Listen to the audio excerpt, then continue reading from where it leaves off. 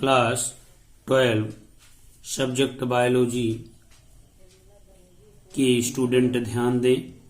आप लोगों का चैप्टर 5 चल रहा है heredity and variation Mendelian heredity, जिसे हम अब आज आप लोगों को चैप्टर खत्म हो गया है और कुछ महत्वपूर्ण क्वेश्चन आज बताए जाएंगे जिसको आप हल करेंगे। बहुत ही महत्वपूर्ण क्वेश्चन हैं, important question for medical exam, जो मेडिकल संबंधित सीपीएमटी, पीएमटी, डीएमटी आदि कंपटीशन में पूछे जाते हैं।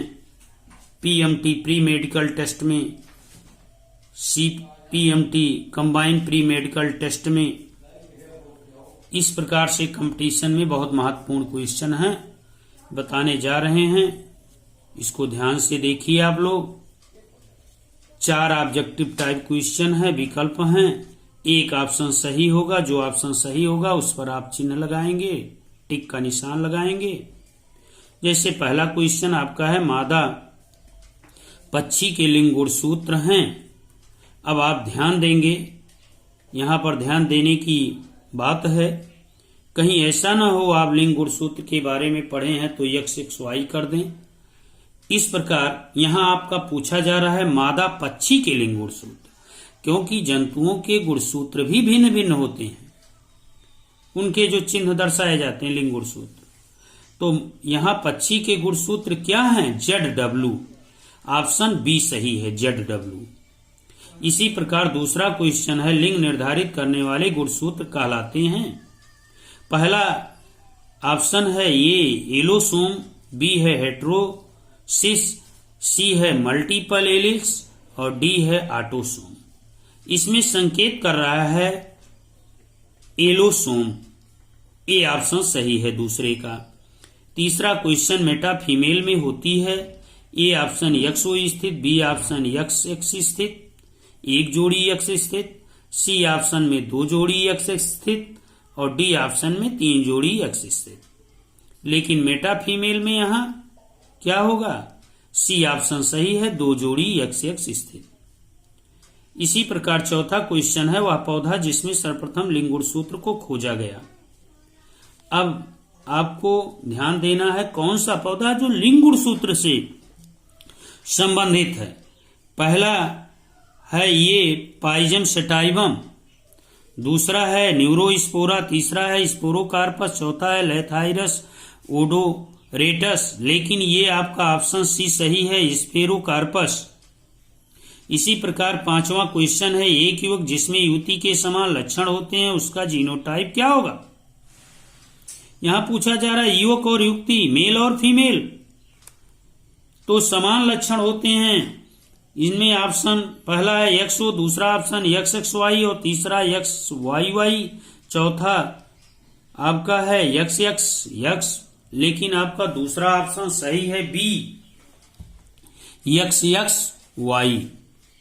इसी प्रकार छठवां क्वेश्चन है, एक परिवार जिसमें 5 पुत्रियां हैं तथा कोई भी पुत्र नहीं है, छठे बच्चे के लिए पुत्र की संभावना होगी। वेरी इंपॉर्टेंट क्वेश्चन है, बहुत महत्वपूर्ण। पहला ऑप्शन कोई भी नहीं, दूसरा पूर्ण, तीसरा 75%, चौथा डी है 50%। आपका डी सही है, 50% होने की संभावना होती है। इसी प्रकार से आपका 7वां क्वेश्चन बनता है, क्या बनता है 7वां क्वेश्चन? बालक का लिंग निर्धारित होता है। पहला है नर क्रोमोसोम द्वारा, बी है मादा क्रोमोसोम द्वारा, सी है निषेचन के समय अंडे के द्वारा, डी है निषेचन के समय शुक्राणु के आकार से। इसमें पहला ऑप्शन संकेत कर रहा है सही, नर क्रोमोसोम द्वारा। इसी प्रकार 8वां क्वेश्चन है, बार बाडी पाई जाती है। पहला ऑप्शन है ईओसिनोफिलस में, दूसरा ऑप्शन बी है मादा की न्यूट्रोफिल्स में, सी है नर की बैसोफिल्स में और डी है नर की न्यूट्रोफिल्स में। बार बाडी आप जानते हैं फीमेल से संबंधित है, इस प्रकार बी ऑप्शन सही होगा, मादा की न्यूट्रोफिल्स में। क्वेश्चन नंबर 9 है, मधुमक्खियों में लिंग निर्धारण पद्धति कहलाती है। पहला ऑप्शन है हेप्लोडिप्लॉइडी, बी है गैमेटिक डिप्लॉइडी, सी है मादा हेप्लॉइडी, डी है गेमीटोगोनी। इसमें पहला ही संकेत कर रहा है हेप्लोडिप्लॉइडी, मधुमक्खियों में लिंग निर्धारण। इसी प्रकार 10वां क्वेश्चन आपका है लायन परिकल्पना संबंधित है। पहला ऑप्शन सेंट्रोमियर की स्थिति, दूसरा ऑप्शन जीन अक्षमता से, तीसरा ऑप्शन बारबाडी की संख्या से, चौथा डीन सुक्षमता से। इस प्रकार क्वेश्चन नंबर 10 का सी सही है, बारबाडी की संख्या से। इसी प्रकार क्वेश्चन नंबर 11 है निम्न में से किस विधि द्वारा एक अजन्मे बच्चे में क्रोमोसोमल अनियमितताएं ज्ञात की जा सकती हैं। क्वेश्चन पहला है option A CAT scanning, B option amniocentesis, C option ultrasound, D option tissue culture. Very important question है। इसमें संकेत कर रहा है बी इम्यूनोसिस। क्वेश्चन नंबर 12 है इसी प्रकार लिंग निर्धारण के गुणसूत्र, लिंग निर्धारण के गुणसूत्र के गुणसूत्रीय सिद्धांत को प्रतिपादित किया था। पहला ऑप्शन है बालवियानी ने, वैज्ञानिक का नाम है, बी है गोल्डस्मिथ ने, सी है ब्रिजेज ने, डी है इनमें से कोई नहीं। अर्थात लिंग निर्धारण किसने किया था? इन सभी वैज्ञानिक में से नहीं है, इसलिए डी ऑप्शन सही है, इनमें से कोई नहीं। क्वेश्चन नंबर 13 है ड्रोसोफिला मक्खी जिसका आधा शरीर नर व आधा भाग मादा शरीर का बना होता है वो कहलाता है, क्या कहलाता है?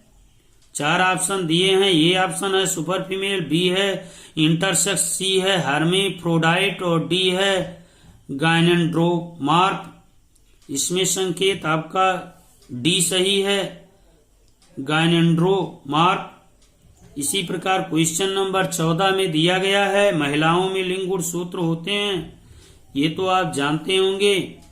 पहला ऑप्शन XX, दूसरा XY, तीसरा YY, चौथा XXY। लेकिन सभी ऑप्शन नहीं सही है, केवल पहला ऑप्शन सही है, ये XX।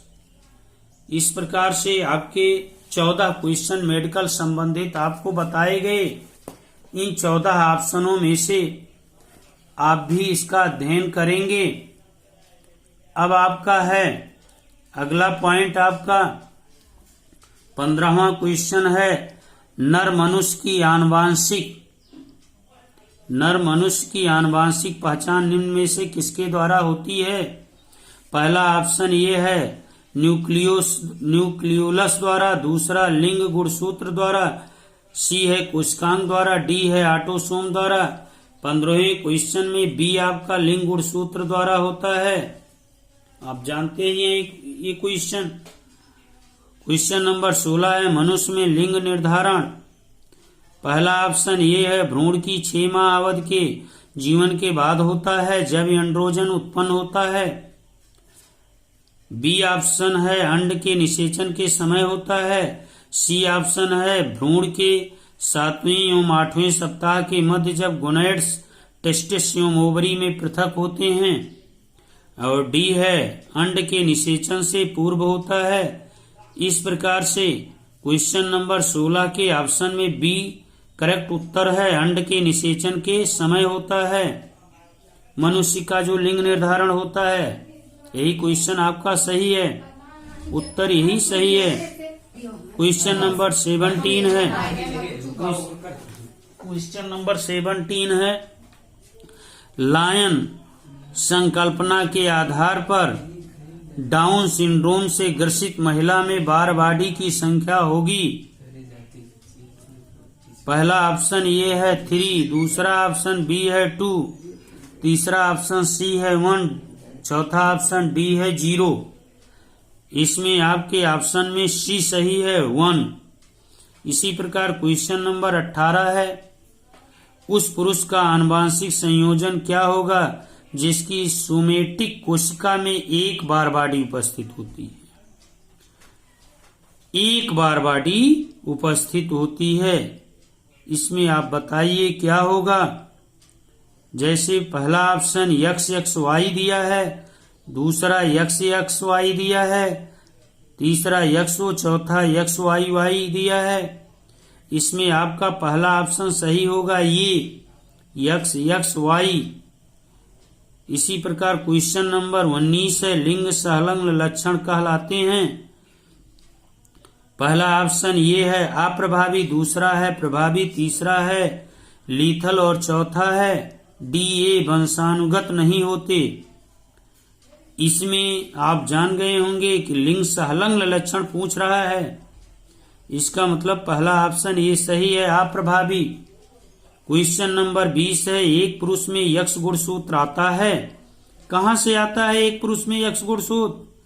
पहला ऑप्शन उसके नाना या नानी से, दूसरा ऑप्शन पिता से, तीसरा ऑप्शन केवल नाना से, चौथा ऑप्शन केवल दादी से। बहुत महत्वपूर्ण क्वेश्चन है, ध्यान दीजिए। पहला ऑप्शन इसमें सही है, ये उसके नाना या। क्वेश्चन नंबर 21, यदि अप्रभावी यक्ष संलग्न रोग से पीड़ित एक पुरुष एक सामान्य महिला से विवाह करता है तो उसकी संतानों के संबंध में सत्य है।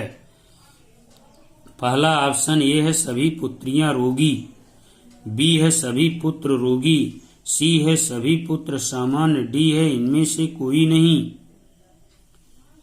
इसमें ऑप्शन सी सही है, सभी पुत्र सामान्य हैं। क्वेश्चन नंबर 22 है, निम्न में से लिंग संलग्न रोग है। बहुत महत्वपूर्ण क्वेश्चन है ये। पहला ऑप्शन ये है बेरी बेरी, बी है एल्बिनिज्म, सी है वर्णांता, डी है टाइलोसिस। इस प्रकार इसमें ऑप्शन सी सही है, वर्णांधता।